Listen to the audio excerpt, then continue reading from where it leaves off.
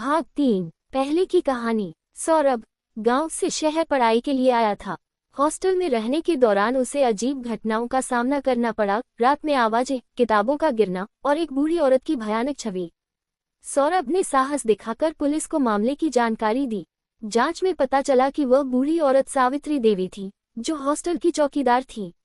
उनकी मौत को आत्महत्या बताया गया था, लेकिन उनकी डायरी में छिपा सच कुछ और ही इशारा कर रहा था।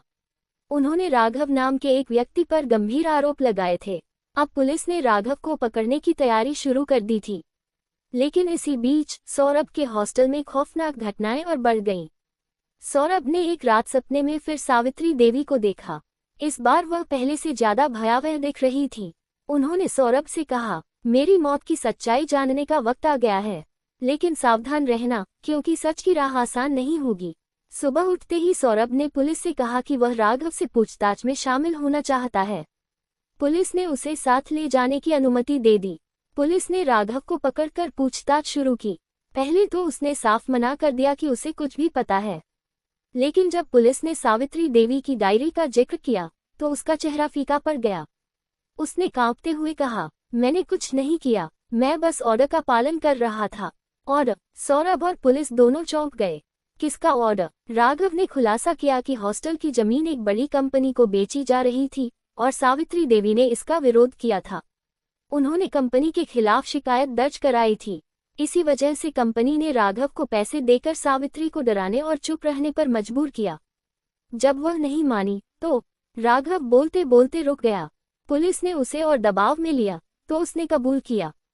उन्होंने मुझे उसे मारने का आदेश दिया था, मैंने नहीं, लेकिन कंपनी के आदमियों ने उसे छत से नीचे धक्का दिया। सौरभ को ये सुनकर गहरा धक्का लगा। उसने पुलिस से कहा कि कंपनी के मालिकों को गिरफ्तार किया जाए, लेकिन इससे पहले कि पुलिस कुछ कर पाती, हॉस्टल में कुछ ऐसा हुआ जिसने सबको हैरान कर दिया। रात को सौरभ के कमरे में खून से लिखा हुआ मिला, सच को सामने लाओ, नहीं तो ये सब खत्म नहीं होगा। सौरभ ने सोचा कि सावित्री देवी की आत्मा को शांति तभी मिलेगी जब उनके हत्यारों को सजा मिलेगी। पुलिस ने कंपनी के मालिक मिस्टर खन्ना को हिरासत में लिया। उसने पहले तो राघव के बयान को झूठ बताया, लेकिन जब राघव ने सबूत दिए तो उसे मानना पड़ा। उसने कहा, मैंने बस जमीन खरीदने की कोशिश की थी, मौत एक दुर्घटना थी। सौरभ ने गुस्से में कहा, दुर्घटना नहीं, यह एक साजिश थी और अब आपको इसका अंजाम भुगतना होगा। सच का अंत, लेकिन डर की शुरुआत। मिस्टर खन्ना और उनके साथियों को जेल की सजा हो गई, लेकिन कहानी यही खत्म नहीं हुई। सावित्री देवी की आत्मा ने आखिरी बार सौरभ को धन्यवाद दिया और कहा, तुमने मेरी आत्मा को शांति दी, लेकिन ये जगह अब भी शापित है, इसे छोड़ दो। सौरभ ने उसी दिन हॉस्टल छोड़ने का फैसला किया।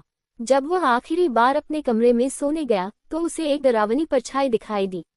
ये सावित्री देवी नहीं थी, यह कोई और था। कौन थी वह परछाई? क्या हॉस्टल में एक और रहस्य छिपा था?